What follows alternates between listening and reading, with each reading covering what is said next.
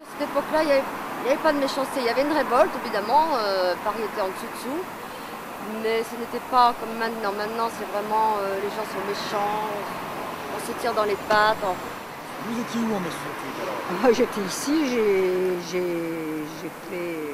l'ai fait. D'accord. Et j'étais enceinte. Vous aviez quel âge à l'époque? J'avais 20 ans. 20 ans. Vous étiez en fac? Vous étiez... Non, non, non. J'ai travaillé. Et mon fils est né effectivement en 68. À l'Égypte de Si tu 68? veux, on est passé d'un extrême à l'autre.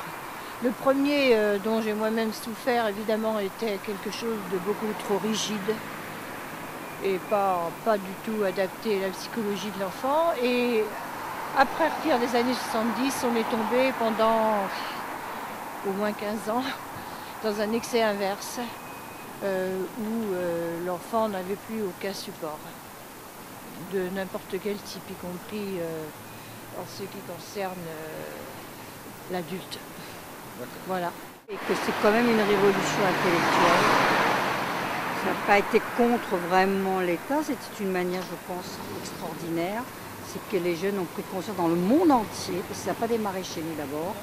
Je ne sais pas si vous le savez. Si, je le sais. Et nous, on est bien venus après. Et pour moi, ça a été quand même important parce que ça a permis aux femmes aussi de changer leur mode de vie.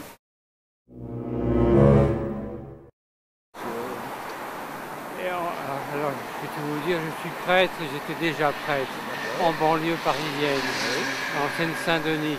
D'accord. Bon, en fait, j'étais à Montreuil-sous-Bois. Oui. Ben, c'était la grève d'un peu près tout.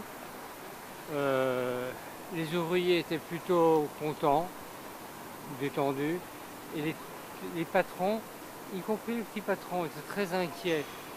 Ils s'imaginaient que les méchants ouvriers allaient démolir leurs entreprises. Ce n'est absolument pas le cas. Ça a été finalement très calme, hein, mais ils ont eu très peur. Et ils se disaient même, mais qu'est-ce qu'on leur a fait? On leur a rien fait, pourquoi ils nous en veulent?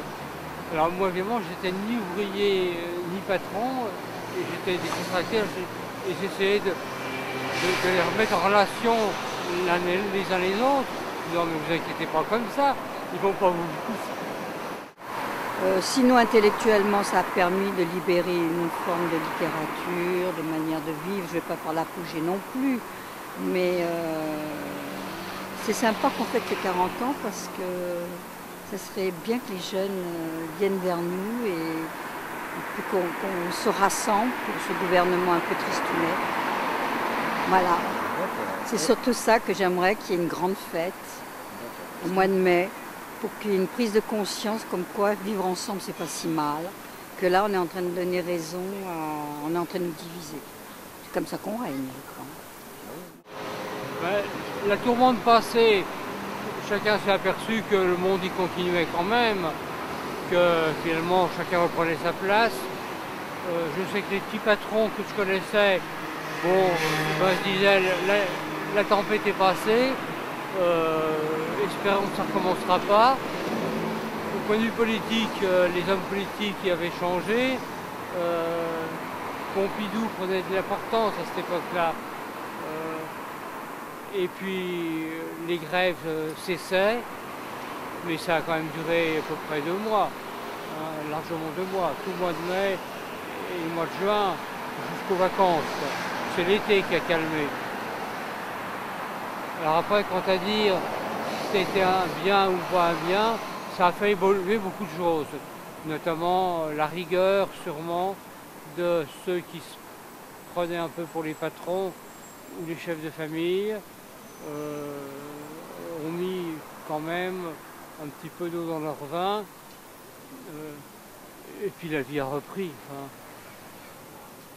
Alors actuellement, ceux qu'on connaît encore, j'en connais encore, les 68 arts de l'époque, ça fait un peu rire, vous voyez, je ris en parlant, parce que ben, ça n'a pas changé le monde finalement. Je crois que les gens jeunes, les adultes jeunes de cette époque-là ont cru qu'ils allaient modifier beaucoup de choses. Et puis la routine a continué. Et puis, enfin, voilà.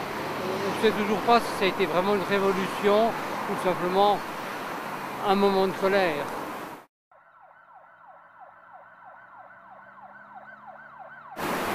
Krivine, Cohn-Bendit. J'ai la mémoire courte. C'est De Gaulle et Pompidou qui avait bien tenu les choses en main, qui a fait tout ce qu'il pouvait, qui restait très digne et qui assurait bien, je pense. Et... Clavel. Cohn-Bendit.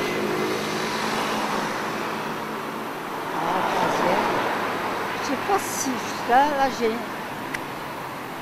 Je sais pas si Mendes France a un petit peu participé, mais je sais qu'on allait le voir. Que des gens assez importants allaient le voir, mais lui il s'est mis un petit peu en retrait.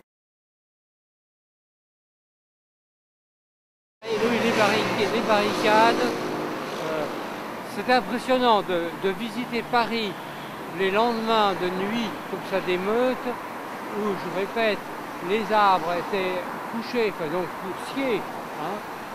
Il y avait des barricades qui étaient encore là,